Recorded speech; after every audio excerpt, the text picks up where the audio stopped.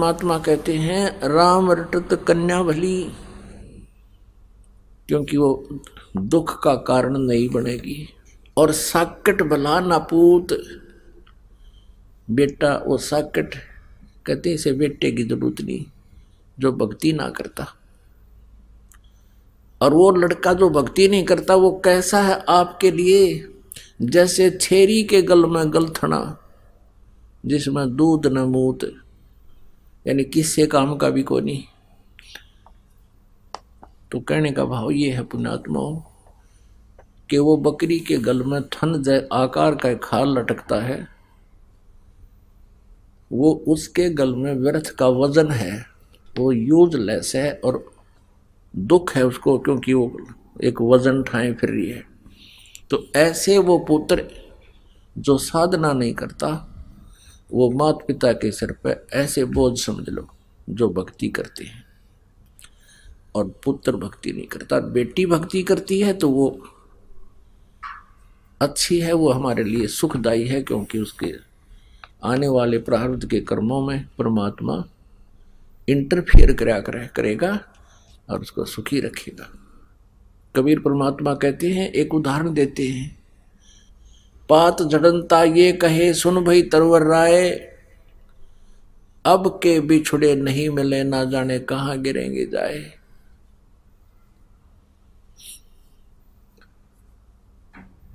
जैसे एक परिवार के सदस्य की मृत्यु होती हो, कोई ऐसी बीमारी हो जाती है कब मृत्यु निश्चित है, फिर वो मन में विचार करता है भगवान ना पता है कहाँ जन्म होगा, कहाँ जाऊंगा।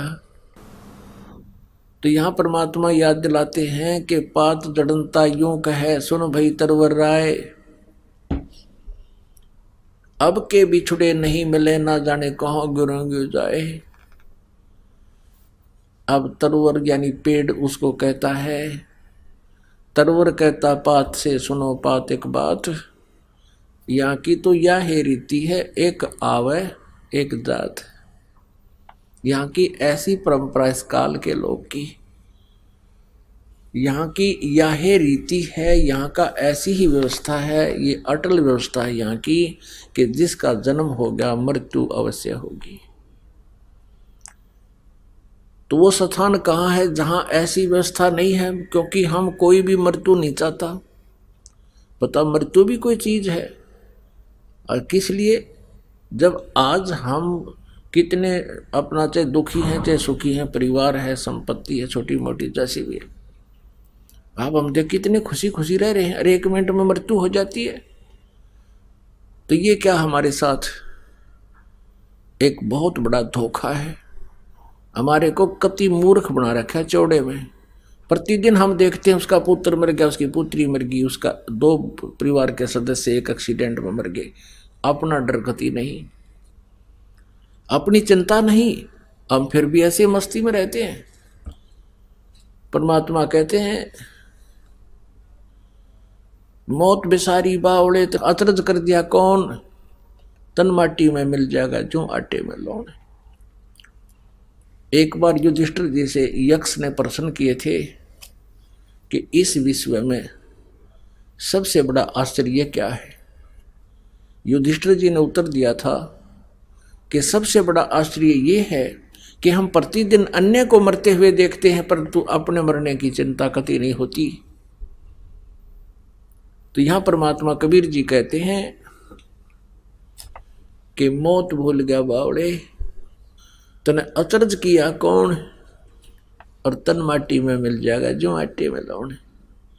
अब मृत्यु वैसे तो सभी को पता है मृत्यु होगी, आपको भी पता है, लेकिन हम ये सोच करके अभी मृत्यु नहीं होगी क्योंकि अभी तो मैं 60 वर्ष का हूं, मनुष्य का जीवन 100 वर्ष तक बताते हैं, तो हमने अटकल ला रखी है कि 40 वर्ष तो और जीवन रहेगा ही रहेगा। अब कोई 20 वर्ष का है, उसकी तो कहना है क्या बहुत लंबी उम्र अभी तो, अब खाक लंबी है, 1 मिनट में मृत्यु हो जाती है, क्या लंबी है ये। न जाने काल की कर डारे किस विध ढल जा पासा वे, और जिना ते सरते मौत खुड़क दी उन्हां नू केड़ा हासा वे। एक समय आदरणीय नानक साहिब जी के पास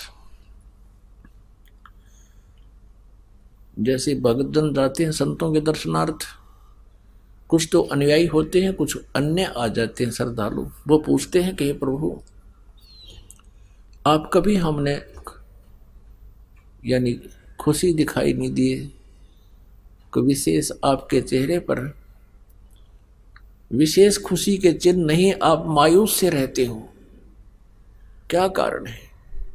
तब तो उन्होंने कहा, नानक साहब जी ने कहा कि ना जाने काल के कर डारे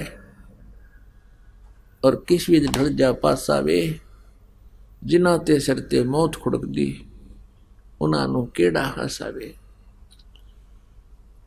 अपने आत्मा के संतों को पता हो जाता है कि यहाँ किस चीज पर खुशी मना रहे हैं, क्या पर बैंड बाजे बाजे शायद विवाह होता है। जब धरती आकाश एक कर दे हैं मूर्खता के कारण ये प्राणी। और आजकल तो एक बीमारी और नई लागी डीजे बजाने की, और एक और नया सांग करने लग गए सारे नाचने बार, बेटा वीर बेटी भी, बाप वीर माँ भी, एक कंदर हो गए सारे बिना ज्ञान के, शर्म रही ना लाज रही। और किस लिए नाच रहे हो? पुत्र का विवाह हो रहा है। एक समय ऐसे तो बहुत घटना घटती है, पर एक आधी तो हर दिन छू जाती है। एक समाचार पत्र में लिखा था कि रोहतक का एक लड़के का विवाह था। पहले दिन के चित्र ले रखे थे, डीजे बना के बचा ला के नाच रही थी, डांस कर रहे थे, मस्ती कर रहे थे। अगले दिन बारात जानी थी सवेरे। कलानौर के पास रोहतक से 20 किलोमीटर दूरी पर, 15-20 किलोमीटर की दूरी पर एक कस्बा है कलानौर, उसके पास एक्सीडेंट हो गया। दूल्हा भी मर गया, 4-5 और मर गए। एक ही घर के 3 सदस्य, 2-3 सदस्य मर गए। अब पहले दिन तो वो डांस हो रहा था और फिर वो टक्कर मार रहे हैं, अब कर लो डांस। तो संतों की बातों पर विचार करना चाहिए जब भक्ति करना चाहते हो। परमात्मा का आदेश है और महापुरुषों ने भी यही ज्ञान दिया है कि यहाँ कोई भी चीज ऐसी नहीं है जिसके ऊपर आप खुशी मना सकते हो। परमात्मा कहते तुम तो एक पुत्र और उसके ब्याह में फूले नहीं समाते, 1 लाख पूत 1.25 लाख नाती, उस रावण के आज दीवान बाती। कैसा काल की करड़ाई आई, 1 लाख पुत्र थे, 1.25 लाख एक से एक शक्तिशाली और समृद्ध रिश्तेदार थे। आप जी का हमारा तो एक कोई रिलेटिव अच्छा कोई MP MLA हो जाए, हम तो फूले नहीं समावा, और धरती तो अलजा ना जाने के गलतियां कर दिया। तो परमात्मा याद दिलाते हैं 1 लाख पूत 1.25 लाख नाती, उस रावण का आज दीवान बाती। क्या कहते हैं, आवत संग ना कोई जात संगाती। रावण के 1 लाख पुत्र थे और सारे मृत्यु को प्राप्त हुए राम रावण युद्ध में, और उसका कोई दीपक जलाने वाला शेष नहीं रहा और फूला नहीं समावा था।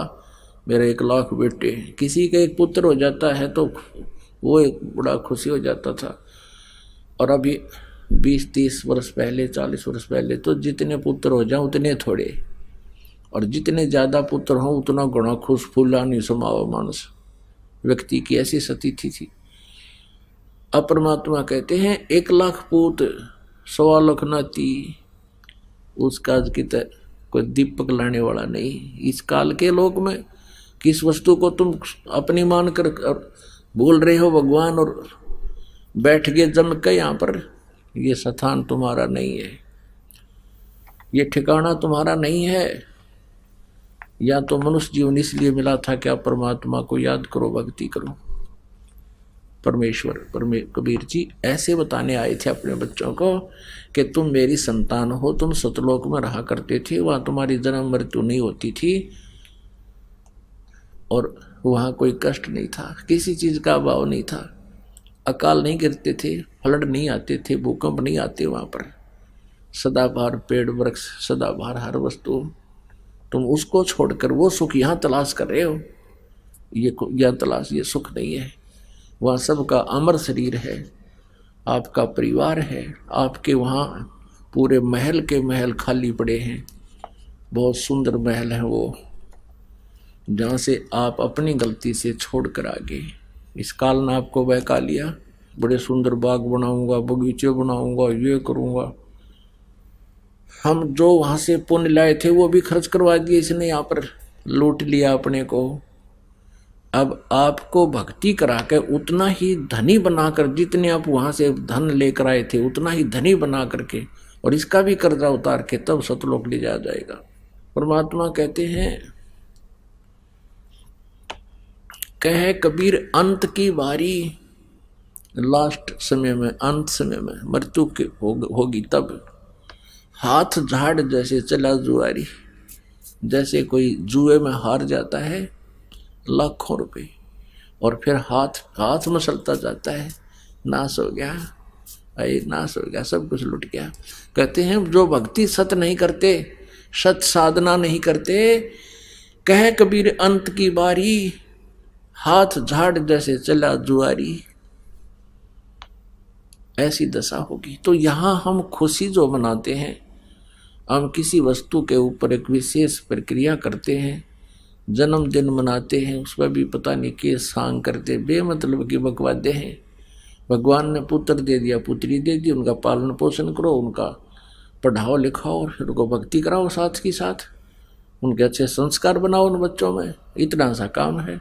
फिर उनका विवाह कर दो और अपना भक्ति करते रहो, वो भी भक्ति करें, आप भी करो, आप भी पीछा छुटाओ, उन बच्चों को भी उसी दिशा में रखो, उनका भी कल्याण हो। तो आप माता पिता हैं सच्चे। परमात्मा कहते हैं, माता सोए सराहिए जो पुत्र दे उपदेश।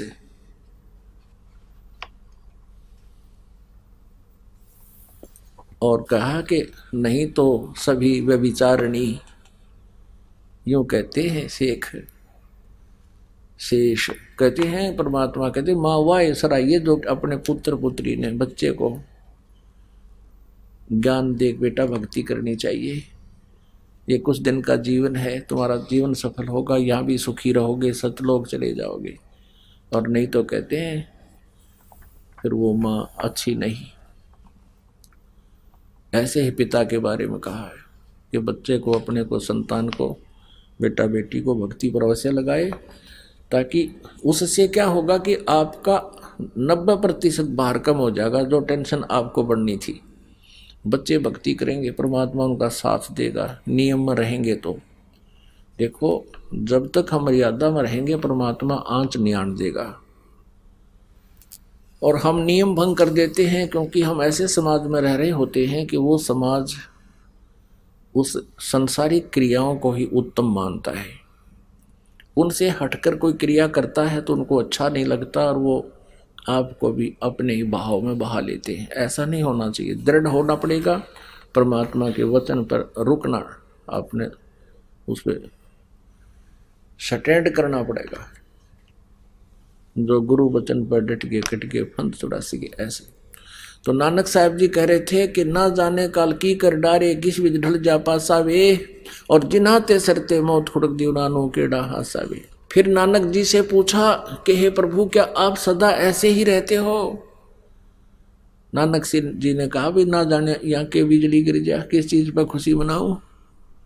तो फिर पूछा कि क्या है महात्मा जी, आप कभी खुश नहीं होते? तो उन्होंने कहा, भी खुशी होता हूं। कब होता हूं खुश? साध मिले साड़ी शादी होंदी, बिछड़ जा दिलगिरी वे, अख दे नानक सुनो जहाना मुश्किल हाल फकीरी वे। साध मिले साड़ी शादी होंदी।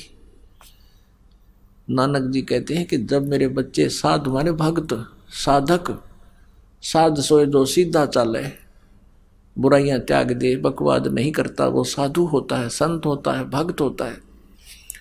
साध मिले साड़ी शादी होंदी, कि जब ये बच्चे मेरे अनुयायी मेरे पास आते हैं सत्संग सुनने के लिए, तो मुझे खुशी का ठिकाना नहीं रहता मेरी का। क्यों? क्योंकि मुझे एहसास होता है कि ये बच्चे, मेरे अनुयायी, मेरे शिष्य ये काल के जाल में फंसे नहीं, इनको कोई गुमराह नहीं कर सका। साध मिले साड़ी शादी होंदी और विछड़ जा दिलगिरी वे। जब ये जाते हैं यहाँ से समाज में, संसार में, तो मुझे दुख होता है, मायूसी छा जाती है कि कहीं इन बच्चों को कोई दीमक ना लग जाए, कोई कीड़ा ना लग जाए मेरी फसल को, कोई काल का दूत इनको भ्रमित ना कर दे। और जब ये वापस आ जाते हैं एज इट इज अगले सत्संग में, तो फिर मेरी खुशी का ठिकाना नहीं रहता कि इन बच्चों को काल के दूत खराब नहीं कर सके। पुण्यात्माओं, यही दशा होती है एक संत की। आप जी जो है परमात्मा के पौधे हो, ये परमात्मा का बाग है, वो इस चमन का माली है, और ये दास संत जो होता है उसका नौकर होता है, उस माली का। और उस नौकर की नौकरी बरकरार तभी रहती है जब वो उन पौधों को हरा भरा रखता है, उनकी मजदूरी मेहनत करके उनसे घास फूस काटता रहता है, उनकी बाड़ बना कर रखता है, सिंचाई करता रहता है। और वो बाग हरा भरा है तो माली खुश होता है कि नौकर ठीक है। तो आप उस परमात्मा के चमन के पौधे हो, बूटे हो, पेड़ हो, और दास संत जो होता है उसका नौकर होता है। तो नानक साहब जी कहते हैं, साध मिले साड़ी शादी होंदी, विछड़ जा दिलगिरी वे। अख दे नानक सुनो जहाना मुश्किल हाल फकीरी वे। कि तुम वापस आ जाते हो तो मुझे खुशी का ठिकाना नहीं, जब तुम जाते हो इस संसार के अंदर, क्योंकि वहाँ किसी को भक्ति का ज्ञान नहीं, और कहीं आपको कोई भ्रमित ना कर दे, इसलिए मुझे फिर मायूसी छा जाती है। क्योंकि पुण्यात्माओं, डॉक्टर को पता होता है कि इसको कितना भयंकर रोग है, और उस मरीज को कहा जाता है 10 दिन की टेबलेट दे दी है, इनको फिर चेकअप कराने आना, इनको खा के। अब वो नहीं आता है तो उस डॉक्टर को पता होता है कि या तो उसने कोई नीम हकीम टकरा गया जिससे वो यहाँ नहीं आया और अब वो मरेगा, और या उसने टेबलेट नहीं खाई, औषधि पूरी खाई नहीं, आया नहीं, उसकी मृत्यु होगी। तो पुण्यात्माओं, आप जी को यहाँ जो औषधि दी जाती है, औषधि का मतलब है जन्म मरण के रोग को काटने का एक उपचार किया जाता है, सतमंत्र बताए जाते हैं, ये साधना आप करते हो और आपको बताई जाती है, और आप जाकर के नित्य नियम करते हो, भक्ति करते हो, डेली मंत्र करते हो, तो आप औषधि खा रहे हो। और आप नाम लेगे, मंत्र लेगे, मंत्र जपे नहीं, साधना करी नहीं, मर्यादा राखी नहीं, परहेज रखे नहीं, तो फिर आप नहीं आओगे यहाँ पर, क्योंकि आपको भगवान सहारा दे नहीं सकता, और आपको सुख नहीं हो जिस उद्देश्य को लेकर आए थे, मर्यादा नहीं रखोगे तो भी नहीं होगा। तो आप यहाँ नहीं आता जो प्राणी, इस दास को पता है कि वो काल के हत्थे चढ़ गया, या तो किसी ने मिसगाइड कर दिया है, या उसने टेबलेट खाई नहीं, यानी भक्ति नहीं की, जिस कारण से वो जिस वांछित वस्तु को चाह रहा था वो मालिक ने मौज बख्शी नहीं। परमात्मा कहते हैं, अपनी महिमा आप बताते हैं कि सतगुरु के दरबार में कमी काहे की ना, अंसा मौज नहीं पावता तेरी चूक चाकरी में। इस कबीर परमेश्वर के विधान में, कबीर परमेश्वर की डिक्शनरी में इम्पॉसिबल वर्ड नहीं है। ये वो समर्थ परमात्मा है, ये वो समर्थ परमात्मा है जिसके शब्द कोश में असंभव शब्द नहीं है, लेकिन हमें उसका लाभ नहीं प्राप्त हो पा रहा है समर्थ के दरबार में। तो हमारी कोई चूक चाकरी में, हमारी कोई पूजा सेवा श्रद्धा में कमी रहेगी। नहीं तो सतगुर जो चावे सो कर ही, 14 कोट दूत जम डर ही, ऊत भूत जम त्रास निवारे, और चित्रगुप्त के कागज फाड़े। चित्रगुप्त के कागज फाड़ना मीन आपके प्रारब्ध के पापों को नाश कर देगा। आपके संस्कारों में किसी कारण से कोई भयंकर कष्ट हो उसको खत्म कर देगा परमात्मा, वो कष्ट नहीं आने देगा। आपकी मृत्यु होनी हो 10, 20, 50 वर्ष की उम्र में और आप सत भक्ति कर रहे हो तो आपकी उम्र बढ़ा देगा ये, वो परमात्मा है। और वैसे तो पुण्यात्मा एक श्वास भी नहीं ले सकते आप, यहां पर ऐसा विधान है। कहते हैं एक साधक था, एक ऋषि था, उस ऋषि को किसी अन्य एक ज्योतिष देखने वाले ने, हस्तरेखा देखने वाले ने बता दिया कि आज से चौथे दिन आपकी मृत्यु होगी। अब उसको समस्या पैदा होगी भाई। उसने कहा फिर कोई समाधान बताओ। उस ज्योतिषी ने, हस्तरेखा देखने वाले ने कहा कि चलो ब्रह्मा जी के पास चलते हैं, क्योंकि ब्रह्मा जी यहाँ की उत्पत्ति करता है, जिसे न ज्ञान है। अब ब्रह्मा जी के पास गए। ब्रह्मा जी बोला भाई देखो मैं उत्पत्ति अवश्य करता हूँ, लेकिन उम्र बढ़ाना मेरे बस की बात नहीं। विष्णु जी के पास चलते, वो हमारा पालन करता है, वो ठेका ले लिया गया और तुम्हें रोटी टूका देने की ज़्यादा। उसके पास गए, विष्णु जी के से प्रार्थना की कि ऐसे ऐसे एक ऋषि है और ये क्या कहता है कि मैं अपने किसी वैसे अन्य उद्देश्य से जीवन एक्सटेंशन नहीं चाहता, मैं केवल भक्ति करना चाहता हूँ कि कुछ समय और मिल जाए तो मैं भक्ति कर लूँ। विष्णु जी कहने लगे भाई तेरा टारगेट तो बढ़िया है, उद्देश्य तो सही है, अच्छी बात है, परोपकार का है, कोई स्वार्थ का नहीं है, लेकिन मेरे बस की बात एज एक्सटेंशन करना नहीं है, आयु वृद्धि नहीं है। भगवान शिव जी के पास चलते हैं, शंकर जी के पास, क्योंकि वो संहार करता है, वो तेरा जीवन बख्श सकते हैं। अब शंकर जी के पास गए, शंकर जी कहने लगे, से भी यही प्रार्थना की कि ऋषि की आयु 4 दिन की रहेगी और ये एक्सटेंशन चाहता है, आपके हाथ में है।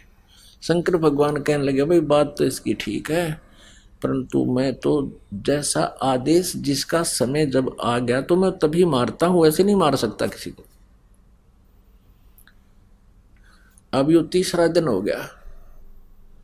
शंकर जी ने सलाह दी कि चलो वहां चलते हैं, कल वहां चलते हैं। कहाँ? धर्मराज के पास, क्योंकि वहीं से आदेश आता है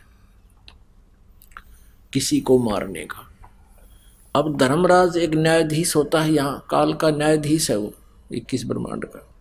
वहां गए ये 4-5 कौन? एक तो व्यक्ति जो एक्सटेंशन चाहवा था, आयु वृद्धि चाहवा था, एक जिसने वह बताई थी अब तेरी इतनी उम्र है, 2 तीसरे ब्रह्मा जी, चौथे विष्णु और 5वें श्री शिव जी। ये 5 पहुंच गए धर्मराज के दरबार में। अब धर्मराज से कहा, हम तीनों ब्रह्मा विष्णु महेश ने कही कि हे धर्मराज, ये व्यक्ति परमार्थ के लिए कुछ समय चाहता है, इसकी आयु बढ़ा दो। और ये किस लिए चाहता है? कुछ भक्ति करना चाहता है, ये कोई किसी ऐसे वैसे उद्देश्य से नहीं एक्सटेंशन चाह रहा। अब धर्मराज ने निकाला अकाउंट, खोली वही उनकी वह अकाउंट, देखा वो समय लिखा हुआ था कि उसमें क्या लिखा था कि इसकी मृत्यु, अब वो टाइम तो उस दिन आ ही लिया था, 4था दिन हो गया। उसकी मृत्यु में लिख रखा था कि इस व्यक्ति की मृत्यु धर्मराज के दरबार में होनी चाहिए, और उस समय ब्रह्मा विष्णु और शंकर और साथ में वो ज्योतिषी ये यहाँ उपस्थित होने चाहिए। अब धर्मराज ने तो मौका पा गया, उसी समय उसकी मृत्यु होगी, नहीं बढ़ाई। अब तीनों भगवान नाराज हो गए और कहने लगे कि तूने हमारे यहाँ आने की क्या इज्जत रखी, तो बड़ा निकम्मा है, तू ऐसा है, तेरी गर्दन काट देंगे, लागे त्रिशूल ठाण, कोई सुदर्शन चक्कर ठावे। अब उसने कहा धर्मराज ने कि भगवान नाराज ना हो मुझ पर, मैं तो एक नौकर हूं उस परम पिता का जिसका आदेश आता है, और ये देख लो भाई इसमें के लिख रखा है। उसने दिखा दिया कि इसकी मृत्यु धर्मराज के दरबार में, और ये चारों उपस्थित हों, पांचवा ये हो। धर्मराज बोला आपने तो मेरे को बहुत सुविधा कर दी, ना तुमने इकट्ठे करूँ और मैं कोई न कोई कारण करके। और सुनो यदि तुम इतने नाराज हो रहे हो तो अपनी आयु दे दो, इसको अभी जीवित कर देता हूं। अब अपनी आयु कौन दे? वाह भाई वाह, तीनों खिसक गए वहां से, सारे गए खेदे सी। तो पुण्यात्माओं, मासा घटे ना तिल बधे, विद ना लिखे जो लेख, और सच्चा सतगुरु मेट कर ऊपर मार दे मेख। जैसे अभिमन्यु जी थे, अभिमन्यु सुभद्रा पुत्र श्री कृष्ण के भांजे, महाभारत के युद्ध में चक्रव्यूह में मारे गए थे। श्री कृष्ण रो रहे थे, यानी विष्णु जी को होते श्री कृष्ण जी को। सुभद्रा रो रही थी, टक्कर मार रही थी, पांडवों का कुल नाश हो रहा था। भगवान श्री कृष्ण उसको जीवित नहीं कर सके। आपने एक और सुना होगा कि भगवान श्री कृष्ण और अर्जुन एक साधु भेष बनाकर राजा मोरध्वज के घर गए थे, और वहां एक माया का शेर बना लिया, सिंह, और उनसे कहा था कि हमारा शेर मांस खाए मनुष्य का, और सुन ले मनुष्य का भी आपके घर के सदस्य को खाएगा, कदे कोई पल्लेदार न पकड़ जाओ। अब पुण्यात्मा, पहले संतों की इतनी महिमा होती थी, वो साधु संतों की बहुत आदर करते थे, और ये भी सोचते थे कि साधु के रूप में भगवान आ जाता है।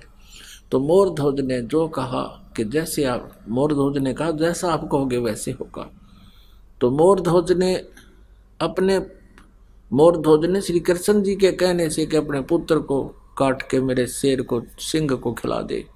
दोनों पति पत्नी ने बच्चे को आरे से चीरना शुरू कर दिया, काट दिया, आर पार कर दिया, और उसको जीवित कर दिया श्री कृष्ण जी ने। अब ये क्या कारण?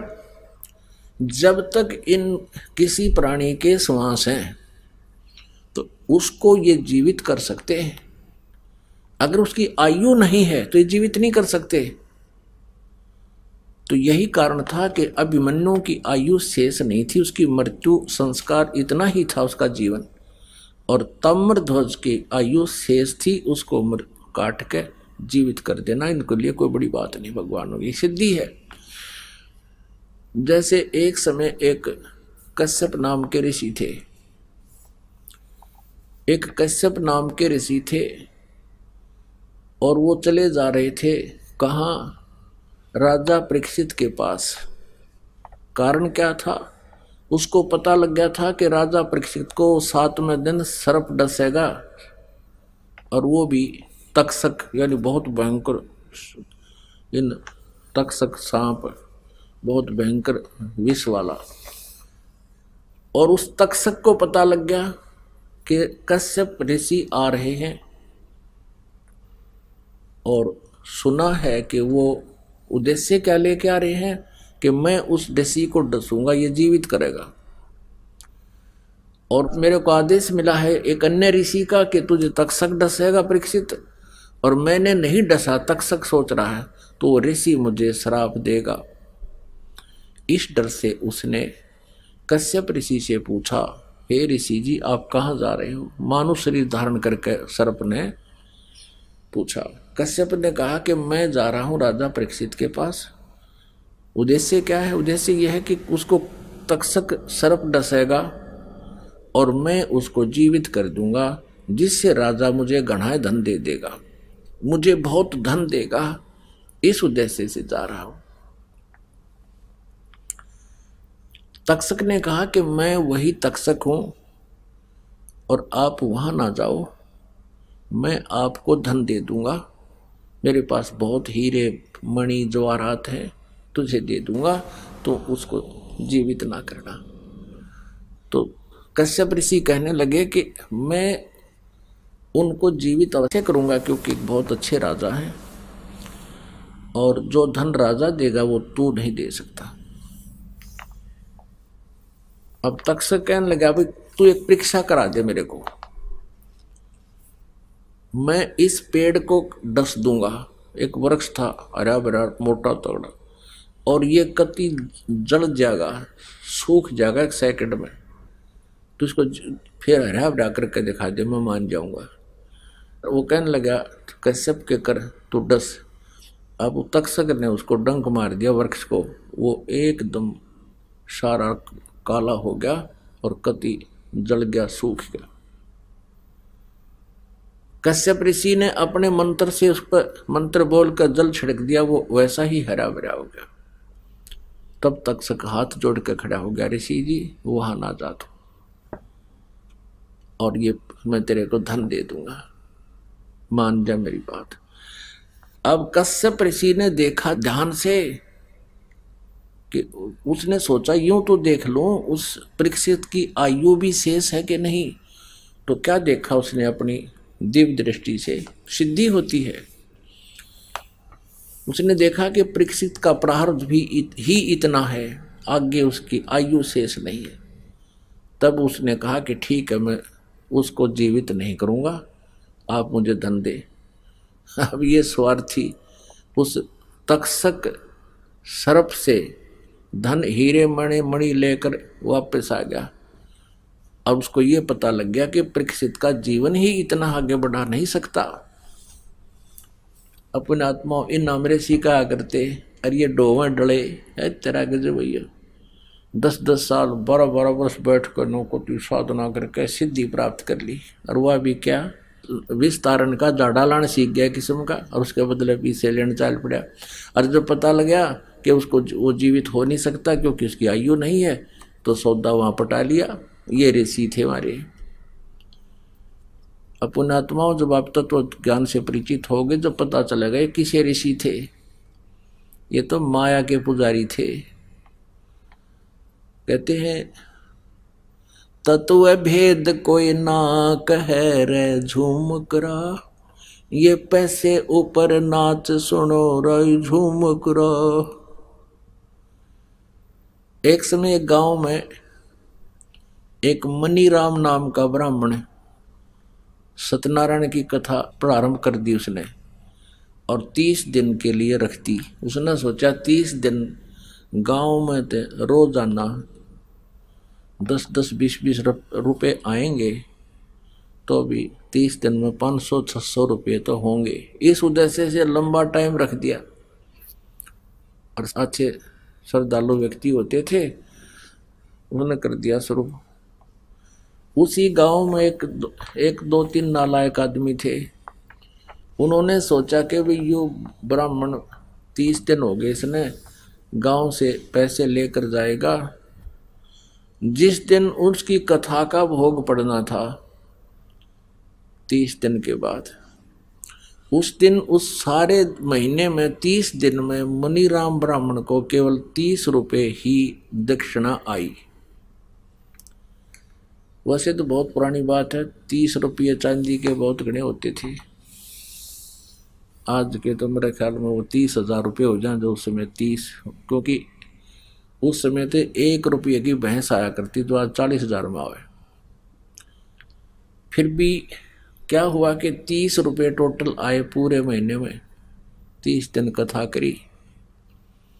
उधर से उसी गांव के कुछ शरारती व्यक्तियों ने गांव से चंदा कराया और दिल्ली से एक नाचने गाने वाली लड़की ले आए, और उसी दिन सांग उसका जोड़ दिया, जिस दिन पंडित जी की कथा का भोग पड़ना था। उस दिन क्या हुआ कि उस चंपा कली के तो पैसे आए 500 रुपये उस दिन, सब ने चढ़ा जी, गांव के आने सब सारे गांव के व्यक्तियों ने 500 रुपये उसके डांस से खुश होकर 500 रुपये चढ़ा दे दिए उसको तो 500 रुपये प्राप्त हुए एक के दिन में। और मनीराम जी ने 30 दिन तक खड़ा करा, उसका 30 रुपये आए। अब लेकर 30 रुपये चल पड़ा। उस समय परमेश्वर कबीर जी की प्यारी आत्मा आदरणीय गरीबदास साहिब जी छुडानी वाले, जिला जज्जर, गांव छुडानी, हरियाणा में, वो यहाँ आए हुए थे, परमात्मा उनको मिले थे, गरीबदास जी को, कबीर परमेश्वर जी। उसके बाद गरीबदास साहिब जी की जो आत्मा है वो तत्व ज्ञान से रंगी जा चुकी थी, कई शिष्य भी हो गए थे। तो उस समय गरीबदास जी वहाँ बैठे थे और 5-4 भगत भी बैठे थे। उधर से वो मनीराम ब्राह्मण आ गया और बैठ गया। क्या आओ ब्राह्मण, आओ ब्राह्मण बैठो, बैठ गया। और वो कहने लगा, क्या कह रहा था कि महाराज जी बस के पूछो मत, बेड़ा घर को लिया जनता का था, बस पूछो मत। हैं ऐसा है कि भक्ति तो सबका मन उठ गया, क्या होगा इस जनता का। अब काफी देर का वो करता रहा बिरड बिरड। तब उन्होंने पूछा, वो शिष्य बैठे थे गरीबदास जी के, कि महाराज जी क्या दुख है इनको, क्या हो गया इनके साथ, ये बता भी नहीं पा रहे खुल के। तब गरीबदास जी ने कहा कि फुट्टी आंख विवेक की और अंधा है ये जगदीश, चंपा कली को 500 मनीराम को 30। अब ये साका इसके जी ने, ये समस्या इसके सामने। अब मनीराम जी ने बताई भी नहीं थी गरीबदास जी को कि मैं किस दुख से दुखी हूं। जब उन्होंने ये बात उनको बता दी कि ये इस कारण से दुखी है कि फुट्टी ज्ञान विवेक की और अंधा है जगदीश, यहाँ का यू काल भगवान इसे खुट्टे ठोक कर यू सारे काम उल्टे करवावे। यो तो धार्मिक काम कर रहा था तो शायद यो भी लालची, यो कौन सा अच्छा काम कर रहा था। इसका भी उद्देश्य मणिमेघ था और उधर से चंपाकली का काम भी मणिमेघ था। दोनों का उद्देश्य पैसे बनाना ही था और उसने यो उलाना दे रहा है इसलिए कि मैं धार्मिक काम कर रहा था, लेकिन टट्टू धार्मिक कर रहा था, पैसे के ऊपर नजर टेकरी, 500 ना तेरे 30 आएंगे। तो यहाँ क्या बताया है कि फुट्टी ज्ञान विवेक की, विवेक रहा नहीं जनता के अंदर। और ये यहाँ का जो भगवान है ये ऐसे ही कर्म करवाता है, पुण्य पर पैसा लगने नहीं दे और पाप पर नरे खर्च करवा दे। और चंपाकली को 500 भाई मनीराम को 30। ये नो ऐसे समस्या में ग्रस्त है, नो दुखी हो रहा है। चरण पकड़ लिए मनीराम ने, ए भगवान आपको कैसे पता चला। तो परमात्मा ने कहा, भाई मुझे पता कैसे चला यह तो बात बहुत अलग है, बाकी आपका उद्देश्य उस चंपाकली तक कम नहीं था। हाँ जी, कति नो कहनो। अब ज्ञान हुआ, परमात्मा ने उसको बताया कि इस माया का तू के चाटेगा, तुम कथा करते फिरते हो, तुम्हें खुद ज्ञान नहीं, पारायण करते फिरें ये घर घर बार द्वार, आप ज्ञान है नहीं और किसका करो उद्धार। जब तुम औरों को पार करने के चक्कर में फिरने लग रहे, तुमने ज्ञान कति को नहीं, क्या का पार करोगे। आज तुम कथा करने का ठेका लिए बैठे हो, किस लिए करते हो कथा, क्या तुम उद्धार कर दोगे यजमान का, साधक का, भगत का। जब राजा परीक्षित को सर्प ने डसना था तो सभी ने सोचा था कि राजा परीक्षित बहुत ही अच्छे व्यक्ति हैं, इनका जीवन एक्सटेंड हो, अच्छे धार्मिक राजा हैं। तो उस समय एक बताया गया था कि इस श्रीमद् भागवत की कथा इसको 7 दिन सुनाई जाए, 7 दिन या कथा की जाए, ये समाधान है इसका। तो उस समय गरीबदास साहिब जी ने बताया कि उस समय ये वशिष्ठ मुनि जी भी वहीं थे और व्यास जी जिन्होंने ये 18 पुराण सुधा सागर श्रीमद् भागवत लिखी है वो भी वहीं विद्यमान थे। किसी की हिम्मत नहीं पड़ी कथा सुना दे, क्योंकि 7वें दिन परिणाम आना था और उसकी पोल खुल जानी थी। सब पीछे नट गए। सुखदेव ऋषि बुलाए गए स्वर्ग से, विमान में बैठकर आए स्वर्ग से, उन्होंने 7 दिन कथा सुनाई अब 7 दिन कथा सुना के कंटिन्यूसली, और उधर से उसको ये पता था कि 7वां दिन तेरी मृत्यु होगी। तो इस अतिथि में जब व्यक्ति भगवान की चर्चा सुनता है उसकी विशेष श्रद्धा बनती है,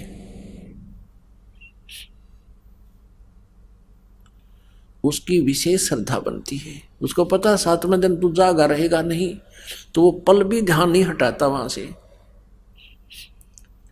तो और फिर कथा कर सुनाने वाला भी योग्य हो, अधिकारी हो, तभी उसका लाभ मिलता है। तो उसने 7 दिन कथा सुनाई सुखदेव ऋषि ने, तो कितना उद्धार किया कि वो स्वर्ग चला गया, क्योंकि यहाँ की संसार की से उसका मन हट गया। और स्वर्ग वो केवल सुधा सागर यानी श्री भागवत की कथा सुनने से नहीं, वो एक बहुत पुण्यकर्मी प्राणी था, बड़े बड़े यज्ञ किया करता था। क्योंकि उस समय जो ब्राह्मण होते थे वो वेद का पाठ करते थे, वेदों के मंत्रों का पाठ करते थे, ओम नाम का जाप करते थे, और उन जैसा भी वो वेदानुसार साधना करते और करवाते थे, वो यज्ञ होती थी, धर्म यज्ञ होते थे, भंडारे करते थे। तो उस यज्ञ के परिणाम स्वरूप वो स्वर्ग चला गया। लेकिन उस कथा ने इतना काम किया, वो भी अधिकारी के द्वारा सुनकर, कि उसकी आस्था यहाँ से हटकर और श्रीमद् भागवत के अंदर वर्णित उस स्थान की भगवान श्री कृष्ण की महिमा से वो उसमें आस्था बन गई। और जहाँ आशा ता बासा होई, मन कर्म वचन सुमरियो सोई, इस आधार से वहां चला गया। तो इन कथाओं से हमने पुण्यात्माओं एक बहुत निष्कर्ष निकालना अच्छा, और अपने जीवन को उसी तरह ढालना है। अब जैसे अब किसी ने देख ले मेरे गुरु बन गए, मैं भी तो तुम्हारे पाठ कर दूंगा, कोई काख में पोथी दे और चल पड़े है, मैं भी पाठ कर दूंगा। क्यों चल पड़ते हैं? क्योंकि उनको पता है पैसे चाहिए, और श्रद्धालुओं ने साधना करवानी है, अनुष्ठान करवाना है, और वो स्वयं ज्ञान से अपरिचित है श्रद्धालु, इसलिए इन नकली गुरुओं का और पाठकर्णियों का दाव लगा हुआ है। नमस्कार जी। नमस्कार सर। क्या नाम है जी आपका? सुनीता दासी। बहन जी आप कहाँ से हैं? गांव दुलेड़ा, जिला झज्जर। संत रामपाल जी महाराज से आप कब जुड़ी? 2016 7 मई को। बहन जी, संत रामपाल जी महाराज से नाम दीक्षा लेने से पहले क्या आप कोई भक्ति साधना भी करती थी? हाँ, मैं करती थी। मेरी मम्मी पापा पीछे से राधा स्वामी थे और देवी देवता की पूजा भी करते थे। मैं व्रत वगैरह भी रखती थी। मैंने सारे मथुरा के मंदिर और दिल्ली के सारे मंदिर, सारे व्रत सब कुछ कर रखा है। फिर आप संत रामपाल जी महाराज की शरण में कैसे आईं? संत रामपाल जी महाराज की शरण में ऐसे आई कि मेरे मम्मी पापा हरियाणा में मेरी शादी कराना चाहते थे, पर मैं मना कर रही थी। मैं कहा मम्मी आपको कैंसर है और आपका इलाज कौन देखेगा, आपकी सेवा पानी कौन करेगा। लेकिन ज़बरदस्ती मम्मी पापा ने शादी करवा दी। पता नहीं परमात्मा अपनी शरण में बुलाना चाहते थे शायद मुझे। मैं इतनी दुखी हो चुकी थी कि नौकरी पर जाती थी, रोड पर गिर जाती थी और इतना ही कहती थी, हे परमात्मा तू धरती पर है भी है या नहीं है, या सिर्फ दुख देने के लिए तू पैदा हुआ है या हमें पैदा करता है। इतना कहते मैं रोज़ इसी तरह कभी गिरती कभी पड़ती आती। मम्मी पापा को संभाल रखा था हम दोनों बहनों ने। उसके बाद मेरी शादी हो गई। तो शादी होने के बाद मेरे हस्बैंड ने संत रामपाल जी महाराज से नाम ले रखा था। तो वो मेरे को कहते थे कि तू सत्संग सुनेगी, तू सत्संग सुनती है? मैं कहा हाँ, हम राधा स्वामी से नाम ले रखे मेरे मम्मी पापा, तो मैं सत्संग में जाया करती थी। तो कहते ले मैं तुझे चिप देता हूँ, तू टीवी में सत्संग सुन लिया कर। मैं कहा नहीं, आप मेरे साथ बैठोगे तो ही मैं सत्संग सुनूंगी, मुझसे ये बोरिंग काम नहीं होता। तो कहते ठीक है। तो मेरे साथ अपनी दुकान जल्दी, हमारी किराने की दुकान है तो वो जल्दी बढ़ाकर मेरे साथ सत्संग देखा करते थे। तो मैं ये देखती थी कि कब खत्म होएगा, मैं टाइम देखती रहती, मैं कब खत्म होगा, कब 8:30 होंगे, कब 8:30 होंगे। इस तरह करते करते एक दिन बीतता गया और मेरी दिलचस्पी बढ़ती गई। तो मैं उनको कहती थी, मैं कहा आप ना इसको उसमें ब्लूटूथ में लगा दो, मैं काम करते करते सुन लिया करूँगी। तो ऐसे ही छोटा बच्चा, मतलब बच्चा मेरे पेट में हो गया। तो फिर क्या कहते हैं, मेरी दिलचस्पी बढ़ती गई। एक दिन क्या हुआ, क्या कहते हैं, 6ठा महीना लग रहा था तो मैं बाथरूम में गिर गई। बाथरूम में गिरने से मेरी ब्लीडिंग होने लगी। तो डॉक्टर ने कहा बच्चा उल्टा हो गया है, तो ये आसानी से नहीं होगा, बहुत मुश्किल चांस है होने का। और दूसरा क्या कहते हैं, इनकी रीढ़ की हड्डी टेढ़ी है तो नहीं हो पाएगा। तो वो वहाँ से उन्होंने ऐसा कह के मेरे को कह दिया कि आप पीजीआई चले जाओ। वहाँ पर गए तो डॉक्टरों ने नॉर्मल दवाई दे के वहाँ से भेज दिया। फिर उन्होंने मेरे को कहा कि तू कुछ नहीं कर सकती तो इतना तो कर दे कि एक टाइम की जोत तो लगा दिया कर परमात्मा की, बंदी छोड़ सतगुरु रामपाल जी महाराज की। तो मैंने कहा ठीक है, ये काम तो मैं शुरू से ही करती आ रही हूँ, ये भी कोई बात है। मैं कहा चलो मैं कर दूंगी। तो मैं हर शाम को मैं जोत लगाती थी और मैं इतना ही कहती थी, मैं कहा मेरे हस्बैंड ने सिर्फ इतना कह रखा था कुछ नहीं बोलना है, सिर्फ बंदी छोड़ बोलना है तुझे। तो मैं यही कहती, मगर बंदी छोड़ सतगुरु रामपाल जी महाराज की जय। जोत लगा के इतना कह के, क्योंकि लेटा तो जाता नहीं था पेट के बल, तो खड़े खड़े ही जोत लगा के और मैं जोत लगा देती थी। डॉक्टरों ने इनको बाहर आके जवाब दे चुके थे कि मुश्किल है बच्चा होना इसके, तो या तो बच्चा रहेगा या माँ रहेगी, ऐसा करके उन्होंने कह दिया था इनको। मुझे पता चल चुका था कि डॉक्टर साहब उनसे ये कह के गए हैं। तो पूरा दिन पूरी रात मैं तड़पती रही और मेरे मुंह से सिर्फ इतना ही निकलता, हे बंदी छोड़ मुझे बचा लो। डॉक्टरों को कहती डॉक्टर साहब मुझे या तो मुझे मार दो या कहते हैं मेरा ऑपरेशन कर दो, या तो डॉक्टर सोचते थे शायद इसका नॉर्मल हो जाए, लेकिन नहीं हो पा रहा था। डॉक्टरों ने 10-12 इंजेक्शन मेरी रीढ़ की हड्डी में लगाए, लेकिन कोई फायदा नहीं हुआ। बड़े डॉक्टरों को बुलाया गया तो उन्होंने कहा कि इसका तो ऑपरेशन ही करना पड़ेगा, इसके बस की बात नहीं है बच्चा करना। तो फिर उन्होंने मेरा क्या कहते हैं ऑपरेशन करा और मैं ऑपरेशन थिएटर में ही थी। मैं डॉक्टरों को ऐसे बोल रही हूँ, डॉक्टर मेरा नाम लेते, और गुरुजी मेरे सपने में आए, बंदी छोड़ सतगुरु रामपाल जी महाराज।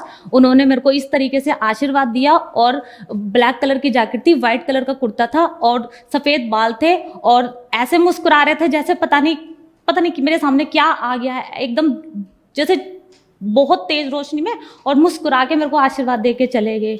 तो मेरा बच्चा इतनी देर में हो गया। मेरे को थोड़ा सा होश आया, मेरी नंद थी, मेरी सिस्टर थी, वो डॉक्टर साहब से परमिशन ले रही थी, तो वो कहते हैं इनको होश आएगा जब बच्चा देंगे।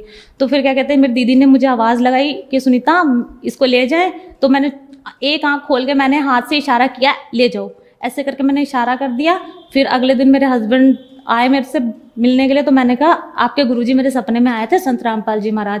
तो कहते क्या बोले? मैं कुछ भी नहीं बोला, उन्होंने तो मुझे आशीर्वाद दिया था, बस मुस्कुराए थे। तो कहते पागल तेरी उम्र बढ़ा दी, तू मरने वाली थी, डॉक्टर साहब ऐसे ऐसे बाहर बोल के गए थे। मैं कहा हैं? कहते हाँ। मैं कहा अच्छा। फिर मैं घर आ गई।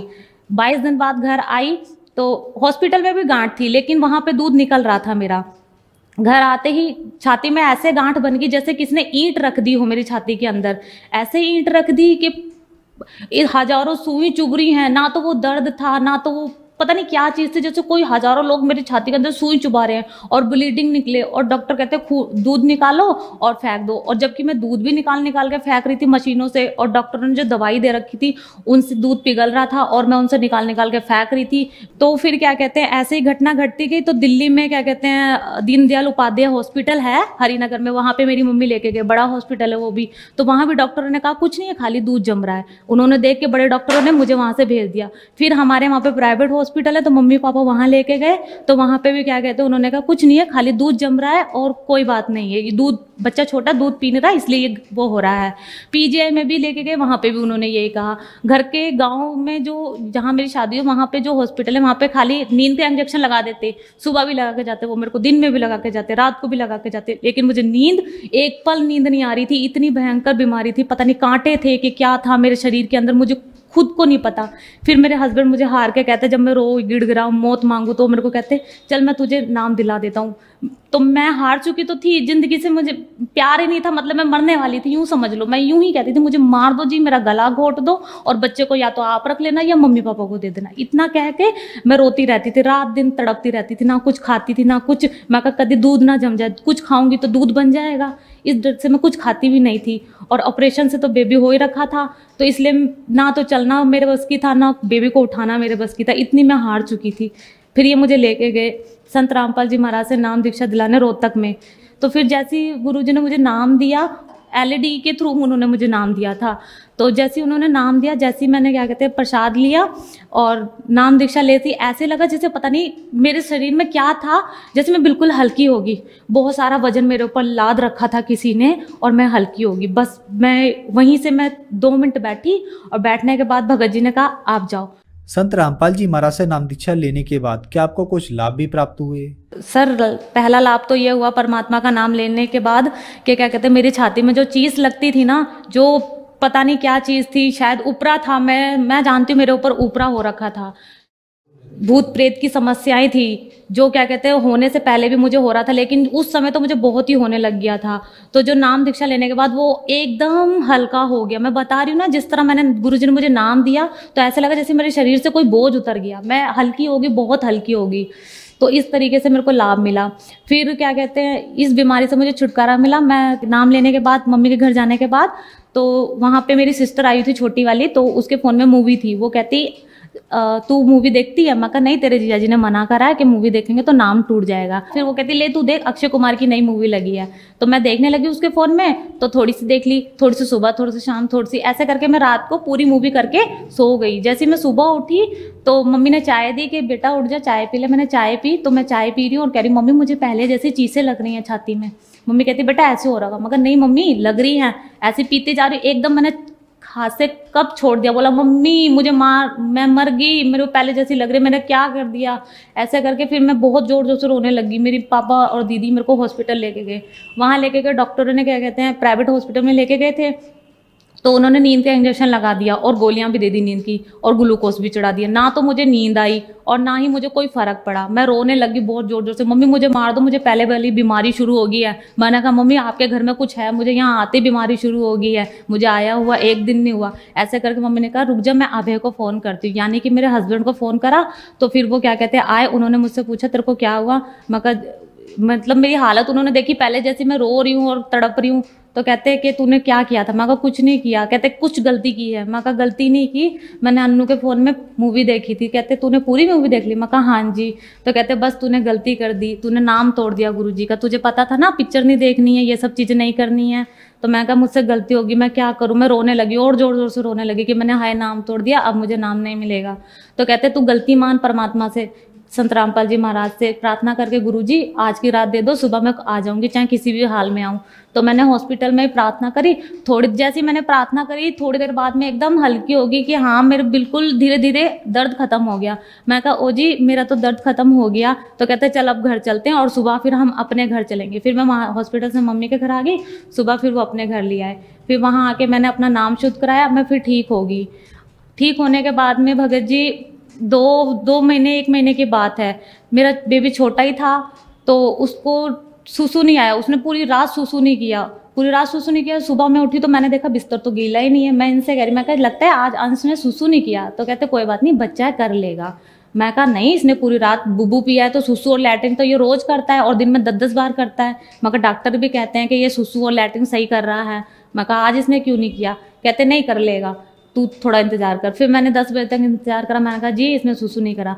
फिर इन्होंने डॉक्टरों से पूछा तो डॉक्टर ने कहा इसको लिम्का पिला दो, कर लेगा। लिम्का छोटा बच्चा था, थोड़ा बहुत मैंने जैसे भी चम्मच से उसके मुंह में डाल दी, उसने पी ली।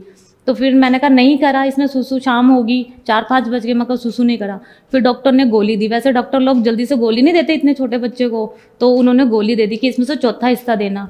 चौथा हिस्सा गोली का दिया, लेकिन उसने फिर भी सुसु नहीं किया। रात के 9 बज गए इंतजार करते करते कि कर लेगा, दवाई का असर होगा, लिम्का का असर होगा, पर उसने नहीं, सुसु भी नहीं किया। फिर क्या कहते हैं 9 बजते ही डॉक्टर के पास वो फिर गए। फिर डॉक्टर ने कहा ये अब हमारे बस की नहीं है, आप इसे ना हॉस्पिटल में लेके जाओ, हॉस्पिटल वाले डॉक्टर बताएंगे क्या दिक्कत है इसे। तो फिर रात के 9 बज रहे थे और मैं और मेरा हस्बैंड हैंडीकैप है, हमारे पास कोई भी नहीं है, पापा ने भी अलग कर रखा है, हम 2 ही रहते हैं और तीसरा मेरा बेबी है। तो फिर क्या कहते हैं मैंने प्रार्थना करी हाथ जोड़ के। हमारे क्या कहते हैं बरामदे में गुरुजी का पोस्टर लग रहा है बहुत बड़ा, संत रामपाल जी महाराज का। तो मैंने दोनों हाथ जोड़ के, आंखों में आंसू आ गए मेरे कि मैं एक तो मैं अपनी तकलीफ से परेशान थी उस टाइम पे और ठीक होगी। फिर मैंने कहा पता नहीं बच्चे को क्या परेशानी लग रही है, मैं कहा पता नहीं हमारे पीछे कौन पड़ रहा है। मैंने दोनों हाथ जोड़ के परमात्मा की तरफ हाथ करे और बोला गुरुजी हमारे बस की कुछ नहीं है, हम 2 अपाहिज कहाँ लेके भागेंगे, इतने छोटे बच्चों को कैसे गोदी में लेंगे और कहाँ कहाँ धक्के खाएंगे। इतना कहते ही हाथ नीचे करे हैं, बच्चे को जैसे देखा तो उसने पूरा बेड गिला कर दिया। मगर मैं इतनी आंखों में आंसू आ गए और मैं रोती रोती कह रही हूँ, मेरे हस्बैंड दुकान में थे, मैं उनको रोते रोते चिल्ला चिल्ला के कह रही हूँ ओ जी सुसु कर दिया, ओ जी सुसु कर दिया, देखो देखो सुसु कर दिया।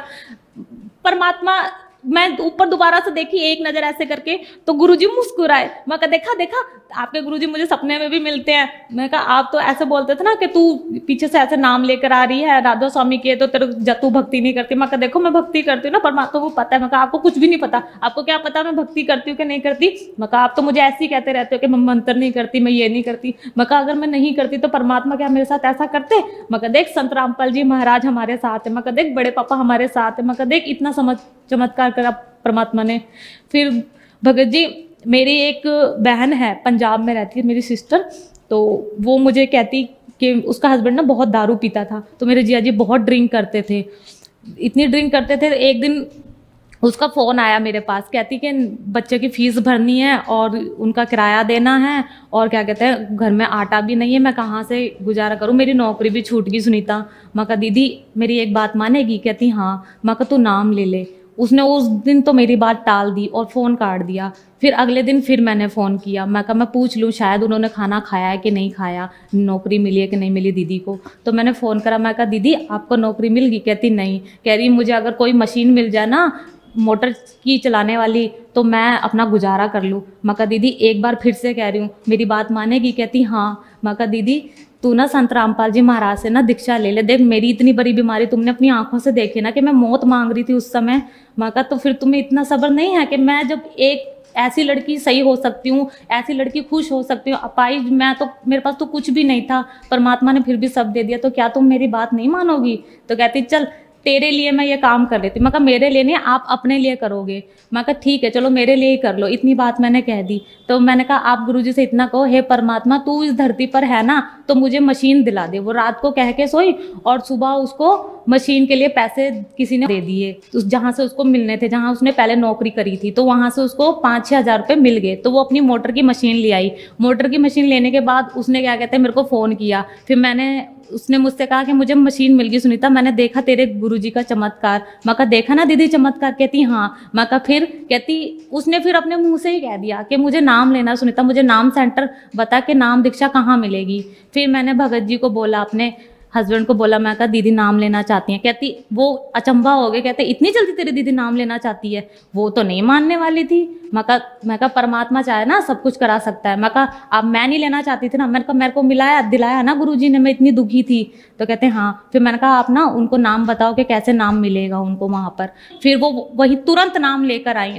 नाम लेके आने के बाद क्या कहते हैं उनको क्या कहते हैं नौकरी मिल गई। फिर वो अपनी मोटर उठाकर उस ऑफिस में चली गई। और मेरे जीजा जी जो ड्रिंक करते थे उन्होंने भी नाम दीक्षा ली। संत रामपाल जी महाराज जी से मेरी दीदी के हस्बैंड ने नाम दीक्षा ली, जो इतनी ड्रिंक करते थे, जो 24 घंटे नशे में पड़े रहते थे, जो एक दिन कमाते थे और सारा उसमें ड्रिंक में लगा देते थे अपना पैसा। बच्चों के बारे में बिल्कुल भी नहीं सोचते कि हाँ मेरे बच्चे इतने बड़े हो रहे हैं, उनकी शादी करनी है, पढ़ाई लिखाई कुछ नहीं सोचते वो। और आज मेरी दीदी इतनी खुश है ना, उन्होंने अपने आप ही दीदी से किताब मांगी, जीने की राह, गुरुजी संत रामपाल जी महाराज की उन्होंने किताब पढ़ी। किताब पढ़ने के बाद उन्होंने दीदी को कहा कि मैं तेरे गुरुजी से नाम लूँगा। तो वो जाके मुक्तसर में नाम दीक्षा लिया है। तो मेरे जीजा जी ने ड्रिंक छोड़ दी और अपना भक्ति कर रहे हैं और गुजारा कर रहे हैं और लाभ बहुत हैं। जब मेरे ससुर जी ने हमें अलग किया था तो कुछ भी नहीं दिया था, खाली एक मकान था, बर्तन भी नहीं दिए थे। आज परमात्मा की दुआ से मेरे पास सारी चीज़ है, जो चीज़ किसी के पास नहीं है परमात्मा की दुआ से आज मेरे पास है। इतने लाभ दिए हैं कि बताना चाहूँ ना तो बस धरती, कागज, पेंसिल, पेन सब खत्म हो जाए। धन्यवाद जी। सच साई।